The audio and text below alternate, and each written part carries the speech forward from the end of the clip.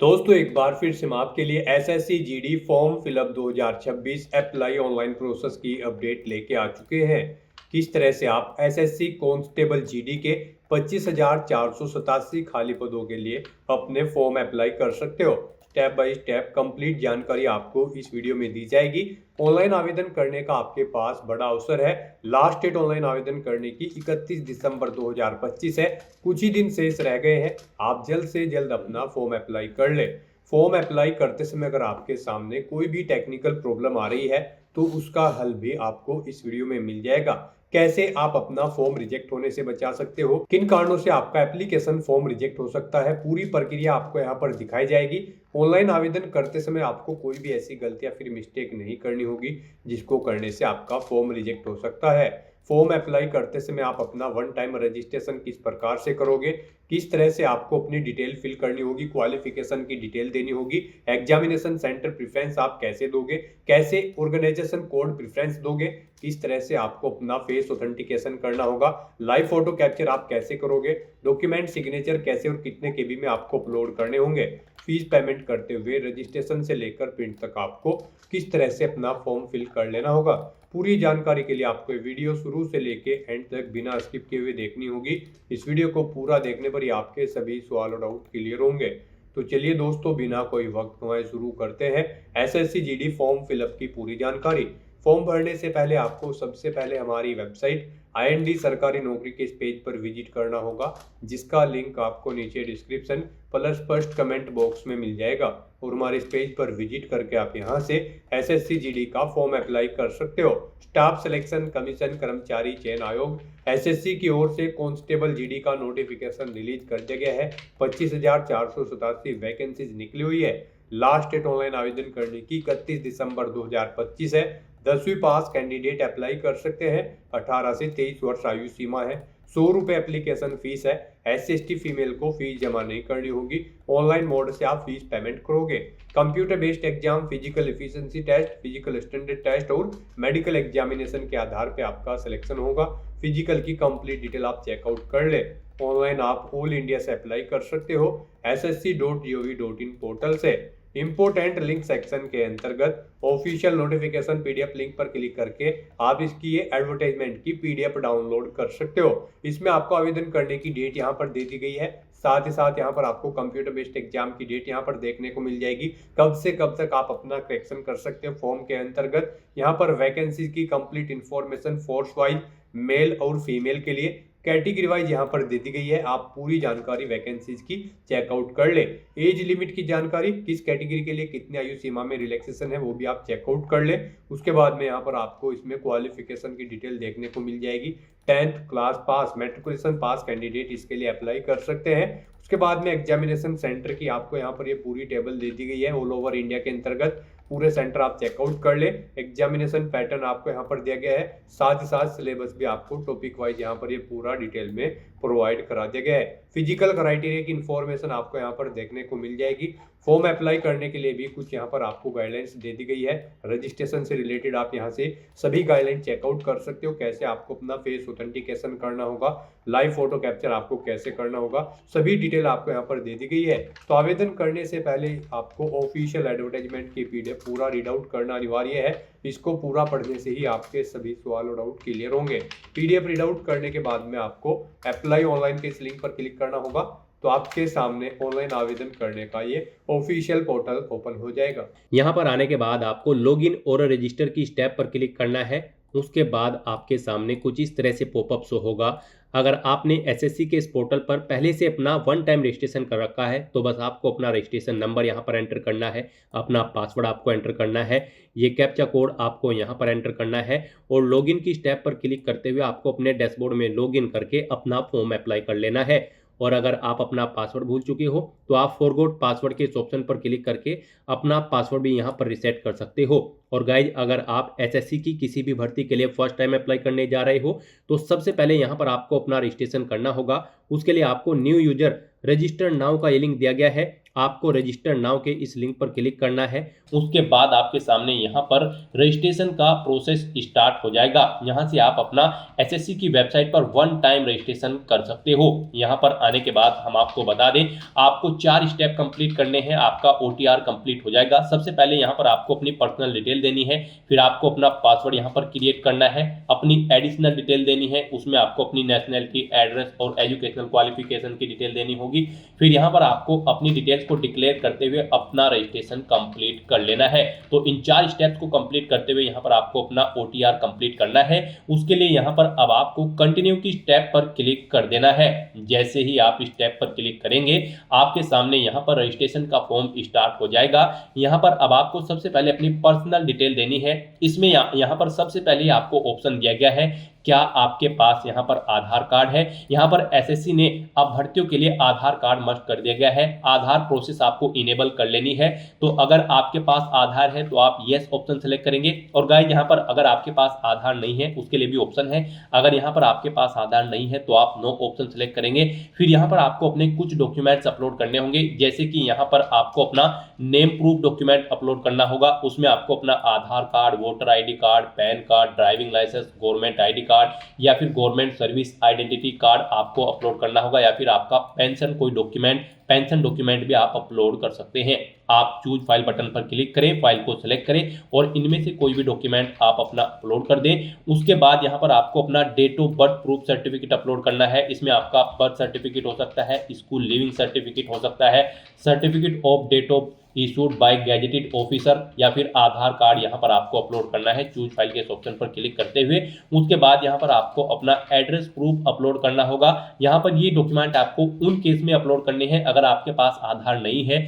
Address proof में आपको अपना आधार कार्ड या फिर वोटर आईडी कार्ड या फिर ड्राइविंग लाइसेंस या फिर बैंक की स्टेटमेंट यहाँ पर आपको अपलोड कर देनी है, या फिर रेंट का एग्रीमेंट या फिर इनकम टैक्स असेसमेंट ऑर्डर यहाँ पर आप अपलोड कर सकते हैं चूज फाइल के इस बटन पर क्लिक करते हुए। उसके बाद यहाँ पर आपको अपना फोटो अपलोड करना है चूज फाइल के बटन पर क्लिक करते हुए। फिर यहाँ पर आपको अपना जेंडर प्रूफ अपलोड करना है। जेंडर प्रूफ में आपका आधार कार्ड हो सकता है, वोटर आईडी कार्ड हो सकता है, बर्थ सर्टिफिकेट हो सकती है या फिर आपका स्कूल लिविंग सर्टिफिकेट हो सकता है। यहाँ पर अगर आपके पास आधार नहीं है तो आपको इन सारे डॉक्यूमेंट्स को यहाँ पर अपलोड करना होगा। बेस्ट है यहाँ पर आपके पास आधार है तो आप आधार की डिटेल दें। यहाँ पर मोस्टली इंडिया में सभी के पास अब आधार अवेलेबल है, तो यहाँ पर आपको यस का ऑप्शन सेलेक्ट करना है do you have a Aadhaar card में। और उसके बाद यहाँ पर गाइड आपको अपना आधार नंबर यहाँ पर एंटर करना है। वही नंबर एक बार फिर से आपको एंटर करके उसे वेरीफाई कर लेना है। फिर यहाँ पर आपको अपने आधार को प्रमाणित करने के लिए डिटेल्स यहाँ पर रीड कर लेनी है। हिंदी में अगर आप इसे रीड करना चाहते हैं तो स्विच टू हिंदी के ऑप्शन पर क्लिक करें और हिंदी में आप इसे रीड कर लें। और अगर आप सुनना चाहते हैं तो यहाँ पर आपको स्पीकर के इस ऑप्शन पर क्लिक करना है और इस डिटेल को सुन लेना है। और उसके बाद गाइड यहाँ पर आपको इस चेकबॉक्स को ओके करना है और फिर यहाँ पर आपको सेंड ओटीपी के इस ऑप्शन पर क्लिक कर देना है।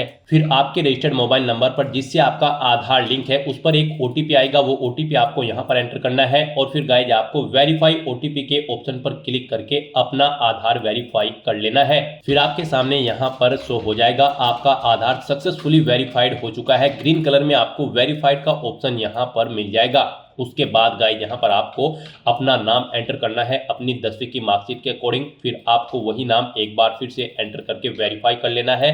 फिर आपसे पूछा गया है कि क्या आपने कभी अपना नाम चेंज किया है। अगर किया है तो आप यहाँ पर यस ऑप्शन सेलेक्ट करें और फिर वो चेंज नेम यहाँ पर आप एंटर करें। फिर उसे एक बार फिर से एंटर करके वेरीफाई कर लें। और अगर आपने अपना नाम कभी चेंज नहीं किया है तो यहाँ पर आपको नो ऑप्शन ही सिलेक्ट रहने देना है। उसके बाद यहाँ पर आपको अपना जेंडर सिलेक्ट करना है, आप मेल हो, फीमेल हो या फिर ट्रांसजेंडर, आप अपने अकॉर्डिंग ऑप्शन सेलेक्ट करें। दोबारा से अपना जेंडर सेलेक्ट करके उसे वेरीफाई कर लें। फिर यहाँ पर आपको अपनी डेट ऑफ बर्थ सेलेक्ट कर लेनी है इस कैलेंडर में से। यहाँ पर आपको अपनी ये डेट ऑफ बर्थ अपनी 10वीं की मार्कशीट के अकॉर्डिंग सेलेक्ट करनी है। वही डेट ऑफ बर्थ आपको एक बार फिर से सिलेक्ट कर लेनी है कैलेंडर में से वेरिफिकेशन के लिए। फिर यहाँ पर आपको अपने फादर का नाम एंटर करना है। उसके बाद यहाँ पर आपको अपने फादर का नाम एक बार फिर से एंटर करके उसे कंफर्म कर लेना है। फिर आप अपनी मदर का नाम एंटर करें, अपनी मदर का नाम एक बार फिर से एंटर करके उसे कंफर्म कर ले। आपके फादर और मदर का नेम भी आपकी 10वीं की मार्कशीट के अकॉर्डिंग होना चाहिए और इनके नाम से पहले मिस्टर मिसिस श्रीमती लेट या फिर डॉक्टर नहीं लगाना है आपको। उसके बाद यहाँ पर आपको अपना 10वीं क्लास का एजुकेशन बोर्ड सेलेक्ट करना है, किस बोर्ड से आपने यहाँ पर अपनी 10वीं क्लास पास आउट की है। उसके बाद यहाँ पर आपको उसे दोबारा से सिलेक्ट करके कंफर्म कर लेना है जिस बोर्ड से आपने अपनी 10वीं क्लास यहाँ पर पास आउट की है। उसके बाद गाइस यहाँ पर आपको अपनी 10वीं क्लास का रोल नंबर देना है, एक बार फिर से उसे एंटर करके कंफर्म कर लेना है। फिर पासिंग ईयर आपको सिलेक्ट कर लेना है, किस ईयर में आपने अपनी 10वीं क्लास पास आउट की है। हाईएस्ट क्वालिफिकेशन क्या है आपकी, 10वीं 12वीं ग्रेजुएशन पोस्ट ग्रेजुएशन, आप अपने अकॉर्डिंग यहाँ पर ऑप्शन सेलेक्ट करें। फिर यहाँ पर आप दोबारा से अपनी हायर क्वालिफिकेशन सेलेक्ट करें। उसके बाद यहाँ पर आपको अपना मोबाइल नंबर और ईमेल आईडी एंटर करनी है और इन्हें यहाँ पर आपको वेरीफाई कर लेना है। इनके सामने आपको सेंड ओटीपी का ऑप्शन दिया गया है, आप सेंड ओटीपी के ऑप्शन पर क्लिक करें। उसके बाद आपके रजिस्टर्ड मोबाइल नंबर और ईमेल आईडी पर ओटीपी आएंगे, वो ओटीपी आप यहाँ पर एंटर करके अपने मोबाइल नंबर और ईमेल आईडी को वेरीफाई कर लें और उसके बाद गाइस यहाँ पर आप सेव एंड नेक्स्ट के ऑप्शन पर क्लिक कर दें। इस तरह से यहाँ पर आपकी पर्सनल डिटेल सक्सेसफुली सेव हो जाएगी। उसके बाद यहाँ पर आपको एक रजिस्ट्रेशन नंबर प्रोवाइड करा दिया गया है, यह रजिस्ट्रेशन नंबर आपको केयरफुली नोट डाउन करके रख लेना है फ्यूचर यूज के लिए। यह रजिस्ट्रेशन नंबर आपकी रजिस्टर्ड मोबाइल नंबर और ईमेल आईडी पर भी सबमिट कर दिया गया है, तो आप इसे केयरफुली नोट डाउन करके रखें फ्यूचर यूज के लिए। और यहाँ पर अब आपको कंटिन्यू के इस ऑप्शन पर क्लिक कर देना है। नेक्स्ट आपके सामने कुछ इस तरह से इंटरफेस ओपन होगा। अब यहाँ पर आपको जो रजिस्ट्रेशन नंबर मिला है वो रजिस्ट्रेशन नंबर आपको एंटर करना है। उस रजिस्ट्रेशन नंबर के साथ साथ ही आपकी ईमेल आईडी और मोबाइल नंबर पर एक पासवर्ड भी आया होगा, वो पासवर्ड यहाँ पर आपको एंटर करना है। उसके बाद आपको ये कैप्चा कोड यहाँ पर एंटर करना है और फिर गाइस यहाँ पर आपको साइन इन के इस ऑप्शन पर क्लिक कर देना है। नेक्स्ट यहाँ पर आपको अपना पासवर्ड चेंज करना है। यहाँ पर अब आपको सबसे पहले अपना ओल्ड पासवर्ड एंटर करना है, वो वाला पासवर्ड जो आपके रजिस्टर्ड मोबाइल नंबर और ईमेल आईडी पर आया है आपके रजिस्ट्रेशन नंबर के साथ। और उसके बाद यहाँ पर आपको अपना नया पासवर्ड क्रिएट करना है। यहाँ पर इस पासवर्ड को क्रिएट करने के लिए आपको गाइडलाइन दी गई है, आपका पासवर्ड कम से कम 8 कैरेक्टर का होना चाहिए और ये अल्फा न्यूमेरिक फॉर्मेट में होना चाहिए। मींस आपके पासवर्ड में कम से कम एक अपर केस कैरेक्टर, एक लोअर केस कैरेक्टर, एक इंटीजर नंबर, एक स्पेशल कैरेक्टर जैसे कि @ या फिर डॉलर होना चाहिए। तो इस फॉर्मेट में यहाँ पर आपको अपना पासवर्ड क्रिएट करना है, वही पासवर्ड आपको कंफर्म पासवर्ड फील्ड में एंटर करना है। उसके बाद यहाँ पर आपको एक सिक्योरिटी क्वेश्चन सेलेक्ट करना है, यहाँ पर आप कोई भी सिक्योरिटी क्वेश्चन सेलेक्ट करें, उसका आंसर दें। फिर यहाँ पर आप दूसरा सिक्योरिटी क्वेश्चन सेलेक्ट करें और फिर उसका आंसर यहाँ पर आप दें और उसके बाद गाइस यहाँ पर आप सेव एंड नेक्स्ट के इस ऑप्शन पर क्लिक कर दें। इस तरह से यहाँ पर आपका पासवर्ड चेंज हो जाएगा। फिर आपके सामने कुछ इस तरह से इंटरफेस ओपन होगा। अब यहाँ पर आपको दोबारा से अपना रजिस्ट्रेशन नंबर एंटर करना है, अपना पासवर्ड आपको एंटर करना है, नया पासवर्ड जो आपने चेंज किया है वो पासवर्ड यहाँ पर आपको एंटर करना है, ये कैप्चा कोड आपको यहाँ पर एंटर करना है और उसके बाद गाइस आपको लॉगिन के इस ऑप्शन पर क्लिक कर देना है। लॉगिन करने के बाद अब यहाँ पर आपको अपनी एडिशनल डिटेल्स प्रोवाइड करानी है। सबसे पहले यहाँ पर आपको अपनी कैटेगरी सिलेक्ट कर लेनी है, किस कैटेगरी से आप बिलोंग करते हैं। फिर यहाँ पर आपको अपनी कैटेगरी दोबारा से सिलेक्ट करके उसे वेरीफाई कर लेना है। फिर आपको अपनी नेशनलिटी यहाँ पर सिलेक्ट कर लेनी है, यहाँ पर सिटीजन ऑफ इंडिया अगर आप इंडिया से हैं। उसके बाद अगर आप नेपाल, भूटान या फिर टाइबेटियन हैं तो यहाँ पर आप अपने अकॉर्डिंग ऑप्शन सेलेक्ट करें। यहाँ पर अगर आप अदर कंट्री से हैं तो फिर यहाँ पर आपको अपनी नेशनलिटी की डिटेल देनी है और अगर आप इंडिया से हैं तो यहाँ पर आप इंडिया सेलेक्ट करें, फिर आपको ये डिटेल नहीं देनी है। उसके बाद यहाँ पर आपसे पूछा गया है कि क्या आपकी बॉडी पर कहीं कोई कट या तिल का निशान है, तो उस पैलेस का नाम यहाँ पर आप एंटर करें, नहीं है तो यहाँ पर आप नो मार्क एंटर कर दें। उसके बाद आपसे पूछा गया है कि क्या आप PWBD कैंडिडेट हैं, अगर हैं तो यहाँ पर आप येस ऑप्शन सेलेक्ट करें और फिर अपनी डिसेबिलिटी का टाइप सेलेक्ट करें और फिर यहाँ पर आपको अपना डिसेबिलिटी सर्टिफिकेट नंबर देना होगा अगर आप PWBD कैंडिडेट हैं, और अगर नहीं है तो यहाँ पर आप नो ऑप्शन सेलेक्ट करें, आगे की डिटेल आपको डिसेबल कर दी जाएगी। उसके बाद यहाँ पर आपको अपना परमानेंट एड्रेस एंटर करना है, फिर यहाँ पर आपको अपना परजेंट एड्रेस एंटर करना है और अगर आपका परजेंट एड्रेस आपके परमानेंट एड्रेस के अकॉर्डिंग सेम है तो यहाँ पर आप येस के इस ऑप्शन पर क्लिक करेंगे, ऑटोमेटिकली आपका परजेंट एड्रेस आपके परमानेंट एड्रेस के अकॉर्डिंग फिल हो जाएगा। उसके बाद यहाँ पर गाइस आपको सेव एंड नेक्स्ट के इस ऑप्शन पर क्लिक कर देना है। आपकी एडिशनल डिटेल सक्सेसफुली सेव करने के बाद आपको डिक्लेरेशन सेक्शन में रिडायरेक्ट कर दिया जाएगा। यहाँ पर आने के बाद आप अपने रजिस्ट्रेशन फॉर्म का प्रीव्यू भी चेकआउट कर सकते हो। आप प्रीव्यू ओटीआर के ऑप्शन पर क्लिक करें और अपने रजिस्ट्रेशन फॉर्म का प्रीव्यू चेकआउट कर लें और उसका प्रिंट आउट भी आप ले सकते हो।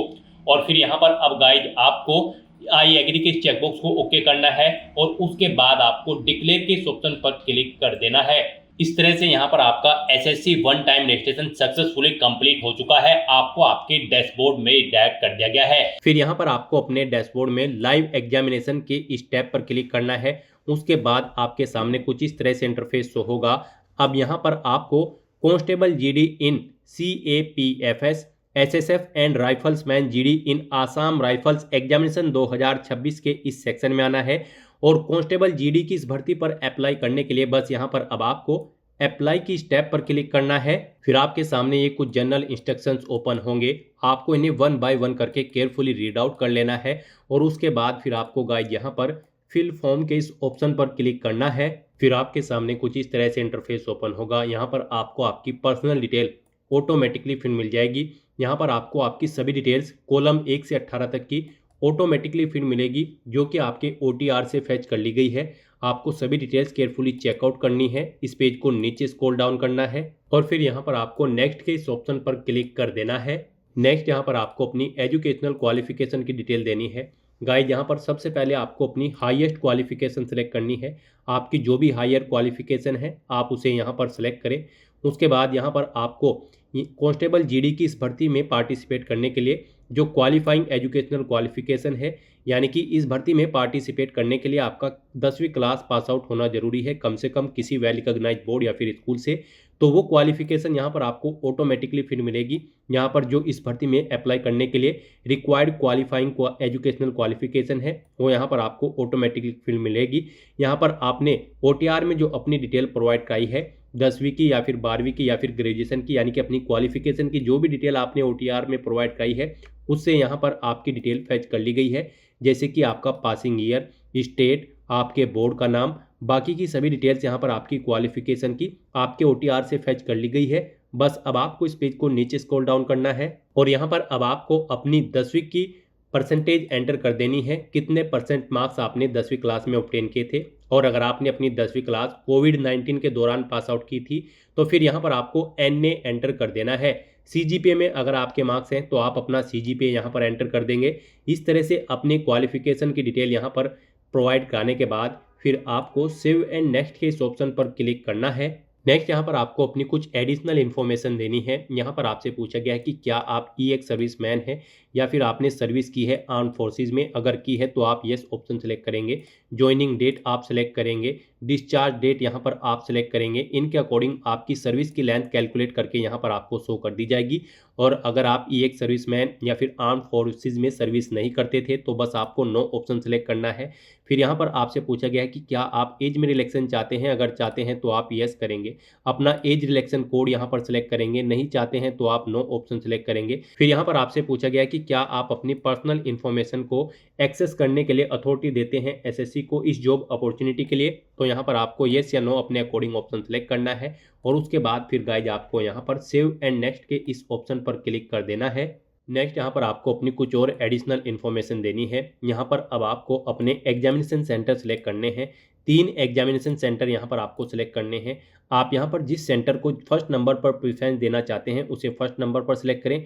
जिसे सेकंड थर्ड पर रखना चाहते हैं उसे आप सेकंड थर्ड पर यहाँ पर सिलेक्ट कर लें। उसके बाद गाइज आपको यहाँ पर अपने कंप्यूटर बेस्ड एग्जाम का मीडियम सेलेक्ट करना है, यानी कि जिस लैंग्वेज में आप अपना कंप्यूटर बेस्ड एग्जाम चाहते हैं वो लैंग्वेज यहाँ पर आप सेलेक्ट करें। हिंदी, इंग्लिश या फिर जो भी लैंग्वेज में आप चाहते हैं उसे एक बार फिर से सिलेक्ट करके वेरीफाई कर लें।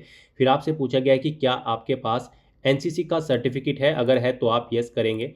आपके पास A, B, C कौन सा सर्टिफिकेट है आप ऑप्शन सेलेक्ट करेंगे। नहीं है तो आप नो ऑप्शन सेलेक्ट करेंगे। फिर आपसे पूछा गया है कि क्या आपने कभी किसी गेम या फिर नेशनल या फिर इंटरनेशनल या फिर स्टेट या फिर डिस्ट्रिक्ट लेवल पर किसी गेम में पार्टिसिपेट किया है। अगर किया है तो आप यस करेंगे और फिर स्पोर्ट का नाम यहाँ पर आप सेलेक्ट करेंगे। उसके बाद यहाँ पर लेवल ऑफ पार्टिसिपेशन आप सेलेक्ट करेंगे। आपने डिस्ट्रिक्ट लेवल, स्टेट लेवल या फिर नेशनल लेवल किस लेवल पर गेम में पार्टिसिपेट किया है। ईयर आप सेलेक्ट करेंगे किस ईयर ईयर में यहाँ पर आपने पार्टिसिपेट किया है, आपको यहाँ पर गोल्ड मेडल मिला है, सिल्वर या फिर ब्रॉन्ज, आप अपने अकॉर्डिंग ऑप्शन सेलेक्ट करेंगे। और अगर आपने किसी गेम में पार्टिसिपेट नहीं किया है तो आप सिंपली यहाँ पर नो ऑप्शन सेलेक्ट करेंगे। उसके बाद आपको आगे की डिटेल नहीं देनी होगी। फिर यहाँ पर आपको अपना स्टेट सेलेक्ट करना होगा, जिस स्टेट का आपके पास यहाँ पर डोमिसाइल है। फिर यहाँ पर आपको अपना स्टेट एक बार फिर से सिलेक्ट करके उसे वेरीफाई कर लेना है। फिर आपको अपना डिस्ट्रिक्ट यहाँ पर सेलेक्ट करना है। उसके बाद यहाँ पर आपको अपना डिस्ट्रिक्ट एक बार फिर से सिलेक्ट करके वेरीफाई कर लेना है।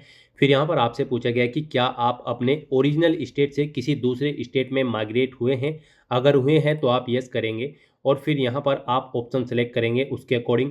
नहीं हुए हैं तो आप नो ऑप्शन सेलेक्ट करेंगे। फिर यहाँ पर आपसे पूछा गया है कि क्या आप मिलिटेंसी या फिर नक्सल अफेक्टेड डिस्ट्रिक्ट से हैं, अगर हैं तो आप यस करेंगे, नहीं तो नो ऑप्शन यहाँ पर आपको ऑटोमेटिकली फिर मिलेगा अगर आप इन एरिया के अंतर्गत नहीं आते हैं। फिर यहाँ पर आपसे पूछा गया है कि क्या आपका जो डिस्ट्रिक्ट है वो बॉर्डर के आसपास है, अगर है तो आप यस करेंगे, नहीं तो नो ऑप्शन सेलेक्ट करेंगे। फिर यहाँ पर आपको अपनी CAPF के लिए पोस्ट प्रेफरेंस देनी है।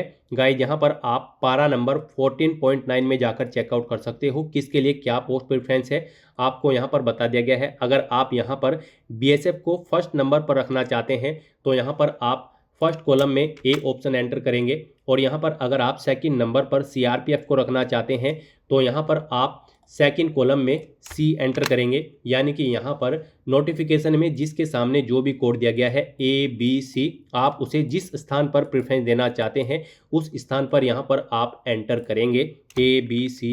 जिस भी स्थान पर आप जिस ऑर्गेनाइजेशन को प्रेफरेंस देना चाहते हैं, जिस ऑर्गेनाइजेशन में पोस्ट प्रेफरेंस देना चाहते हैं, उसके अकॉर्डिंग यहाँ पर आपको ABCDEFH ये कोड एंटर कर देने हैं। फिर यही सेम कोड आपको यहाँ पर एंटर करने हैं। ये नोटिस के कोड आप यहाँ पर पोस्ट डिटेल के इस ऑप्शन पर क्लिक करके भी चेकआउट कर सकते हो कौन सी ऑर्गेनाइजेशन के लिए यहाँ पर आपको क्या पोस्ट कोड दिया गया है और इसके अकॉर्डिंग यहाँ पर आप जिस ऑर्गेनाइजेशन को जिस नंबर पर प्रेफरेंस देना चाहते हैं उस कॉलम पर आप यहाँ पर पोस्ट कोड ABCDEFH एंटर कर देंगे। वही कोड इस तरह से आपको यहाँ पर एंटर करके वेरीफाई कर लेना है। इस तरह से अपनी ये सभी डिटेल्स प्रोवाइड करने के बाद फिर गाइज आपको यहाँ पर सेव एंड नेक्स्ट के इस ऑप्शन पर क्लिक करना है। नेक्स्ट यहाँ पर आपको अपना फेस ऑथेंटिकेशन करना है, अपना लाइव फोटो आपको कैप्चर करना है और अपने सिग्नेचर यहाँ पर आपको अपलोड कर देने हैं। इस सेक्शन को कंप्लीट करने के लिए आपको अपना मोबाइल फोन यूज करना होगा।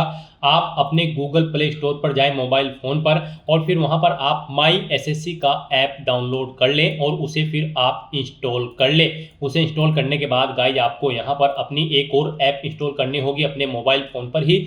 जी हाँ दोस्तों, आपको अपने मोबाइल फोन के गूगल प्ले स्टोर में आधार फेस RD का ये ऐप भी इंस्टॉल कर लेना है। डाउनलोड करने के बाद अपने मोबाइल फोन में माई SSC ऐप इंस्टॉल करने के बाद फिर आपको उसे ओपन करना है। उसके बाद आपके सामने यहाँ पर कुछ इस तरह से इंटरफेस ओपन होगा। यहाँ पर आने के बाद गाइज आपको login/रजिस्टर की इस टैब पर क्लिक कर देना है। उसके बाद आपके सामने यहाँ पर लॉगिन का पॉपअप ओपन हो जाएगा। अब यहाँ पर आने के बाद आपको अपना यूजर नेम एंटर करना है और उसके बाद आपको अपना पासवर्ड एंटर करना है।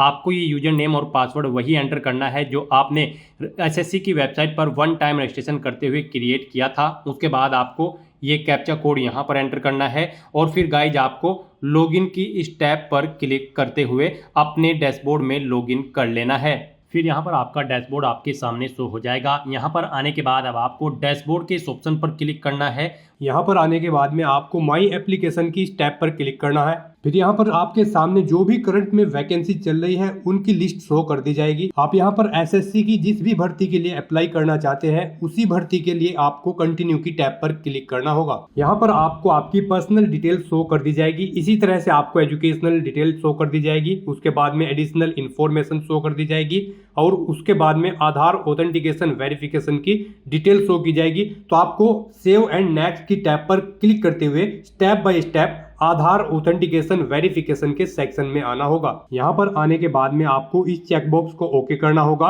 और यहाँ पर आधार फेस ऑथेंटिकेशन की टैब पर क्लिक करना होगा। आधार फेस ऑथेंटिकेशन की टैब पर क्लिक करने के बाद में आपको आधार फेस RD का एप्लीकेशन डाउनलोड करना है। अगर आपके मोबाइल में पहले से ही आधार फेस RD इंस्टॉल्ड है तो आपको डायरेक्टली अपना फेस ऑथेंटिकेट करना होगा। यहाँ पर आपको अपना फेस इस सर्कल में लाना होगा और अपनी आंखों को 2 बार ब्लिंक करना होगा तो आपका फोटो यहाँ पर ऑथेंटिकेट हो जाएगा। उसके बाद में आपको यहाँ पर सेव एंड नेक्स्ट की इस टैब पर क्लिक करना होगा। फिर यहाँ पर आपको अपना लाइव फोटो कैप्चर करना है और अपने सिग्नेचर अपलोड करने हैं। ये आप अपने मोबाइल फ़ोन से भी कर सकते हैं या फिर आप अपने कंप्यूटर से भी इन्हें कंप्लीट कर सकते हैं। उसके लिए आपको सभी इंस्ट्रक्शंस यहाँ पर दिए गए हैं। जिस स्थान पर आप अपना फोटो कैप्चर करेंगे वहां पर प्रॉपर वे में लाइट होनी चाहिए और प्लेन बैकग्राउंड आपका होना चाहिए और आपकी आंखें कैमरे की तरफ होनी चाहिए। बिल्कुल सीधा आपको देखना है कैमरे की तरफ और यहाँ पर रेड कलर का जो रेक्टेंगल होगा उसमें पूरा फेस आपका कवर्ड होना चाहिए। फोटो कैप्चर करते समय आपको कोई भी कैप, मास्क या फिर सनग्लासेस नहीं पहनने हैं और यहाँ पर साथ ही साथ आपको ईयरफोन या फिर कोई अन्य डिवाइस भी अपने कानों में नहीं रखना है जब आप अपना लाइव फोटो यहाँ पर कैप्चर करेंगे। और उसके बाद में आपको कैप्चर लाइव फोटो की टैब पर क्लिक करते हुए अपना फोटो लाइव कैप्चर कर लेना होगा। लाइव फोटो कैप्चर करने के लिए आपको अपना फेस इस सर्कल के अंतर्गत लाना होगा। फोटो कैप्चर करने के लिए आपको अपना फेस इस तरह से लाना होगा जैसे कि आपका पासपोर्ट साइज फोटो होता है। फिर आपको इस ऑप्शन पर क्लिक करते हुए अपना फोटो कैप्चर कर लेना होगा। फिर यहाँ पर आपको अपने सिग्नेचर अपलोड करने होंगे। सिग्नेचर आपके 10 KB से 20 KB के बीच में होने चाहिए। JPEG या फिर JPG फॉर्मेट में आपके सिग्नेचर होने चाहिए। डायमेंशन उनकी 6.0 सेंटीमीटर उनकी विड्थ और 2.0 सेंटीमीटर उनकी हाइट होनी चाहिए। रेजुलेशन 300 DPI होना चाहिए। सिग्नेचर के लिए आपको गाइडलाइन भी दी गई है। आप यहाँ पर क्लिक हियर टू रीड के इस लिंक पर क्लिक करें और यहाँ पर आपके सामने ये PDF ओपन हो जाएगी। इसमें आप चेकआउट कर सकते हो कि किस तरह से आपके सिग्नेचर होने चाहिए। यहाँ पर एक बॉक्स के अंदर आपके सिग्नेचर होने चाहिए। कुछ इस तरह से यहाँ पर आपके सिग्नेचर एक्सेप्टेबल होंगे। गाइस, इस फॉर्मेट में आपके सिग्नेचर एक्सेप्टेबल होंगे और इन फॉर्मेट्स में आपके सिग्नेचर यहाँ पर एक्सेप्टेबल नहीं होंगे। आपको इन्हें केयरफुली चेकआउट कर लेना है। एग्जांपल्स आपको यहाँ पर दिए गए हैं, इनके अकॉर्डिंग आपको अपने सिग्नेचर करने हैं। सिग्नेचर अपलोड करने के लिए आपको अपलोड योर सिग्नेचर की टैब पर क्लिक करना होगा। इस टैब पर आप क्लिक करें, अपनी फाइल को सिलेक्ट करें और यहाँ पर अपना सिग्नेचर अपलोड कर दें। उसके बाद में यहाँ पर आपको सेव एंड नेक्स्ट की इस टैब पर क्लिक करना होगा। तो दोस्तों, इस तरह से आपका आधार ऑथेंटिकेशन वेरिफिकेशन कंप्लीट हो जाएगा, आपका लाइव फोटो कैप्चर हो जाएगा और आपके सिग्नेचर भी अपलोड हो जाएंगे। नेक्स्ट यहाँ पर आपको आपके एप्लीकेशन फॉर्म का पूरा प्रीव्यू शो कर दिया गया है। आपको सभी डिटेल्स केयरफुली चेकआउट करनी है। पेज को नीचे स्क्रॉल डाउन करना है और यहाँ पर अब आपको अगर कोई मिस्टेक नजर आ रही है तो आप गो बैक के बटन पर क्लिक करके एडिट कर सकते हो। नहीं तो यहाँ पर बस अब आपको सेव एंड नेक्स्ट के इस ऑप्शन पर क्लिक कर देना है। नेक्स्ट आपके सामने कुछ इस तरह से इंटरफेस ओपन होगा। यहाँ पर आपको डिक्लेरेशन सेक्शन में आना है, आई एग्री के चेकबॉक्स को ओके करना है। उसके बाद आपको ये कैप्चा कोड यहाँ पर एंटर करना है और फिर गाइज आपको सबमिट के इस ऑप्शन पर क्लिक कर देना है। इस तरह से यहाँ पर आपका एप्लीकेशन फॉर्म सक्सेसफुली सबमिट हो जाएगा। यहाँ पर आपका फॉर्म सबमिट हो जाएगा अगर आप रिजर्व कैटेगरी से बिलोंग करते हो और अगर आप अनरिजर्व कैटेगरी से बिलोंग करते हो तो पहले यहाँ पर आपको 100 रुपये फीस के रूप में जमा कराने होंगे, जो कि आप debit card, credit card, net banking या फिर UPI के माध्यम से जमा करा सकते हो। तो यहाँ पर आपका फॉर्म सबमिट हो चुका है, SSC की तरफ से इसे रिसीव कर लिया गया है। अब यहाँ पर आपका कंटेंट वेरिफिकेशन होगा, यानी कि जो डिटेल्स आपने प्रोवाइड कराई है उनका वेरिफिकेशन किया जाएगा। उसके बाद आपको आपके एप्लीकेशन फॉर्म का स्टेटस शो कर दिया जाएगा। तो यहाँ पर आपका फॉर्म सक्सेसफुली सबमिट हो चुका है। अब आप यहाँ पर प्रिंट एप्लीकेशन के इस ऑप्शन पर क्लिक करके अपने एप्लीकेशन फॉर्म का एक हार्ड कॉपी प्रिंट आउट ले ले, फ्यूचर यूज के लिए, फ्यूचर रेफरेंस के लिए। और गाइस, फिर आप गो टू डैशबोर्ड के इस ऑप्शन पर क्लिक करके अपने डैशबोर्ड में जा सकते हैं और वहां से आप अपने एप्लीकेशन फॉर्म का स्टेटस चेकआउट कर सकते हो। तो दोस्तों, ऐसे आप SSC कांस्टेबल GD की इस भर्ती के लिए अपने फॉर्म अप्लाई कर सकते हो बिना कोई मिस्टेक किए हुए। आज की इस वीडियो में बस इतना ही। आई होप ये वीडियो आपको पसंद आई होगी। अगर पसंद आई हो तो इसे लाइक और शेयर करें। चैनल पर नए हो तो इसे सब्सक्राइब कर लें। Thanks for watching.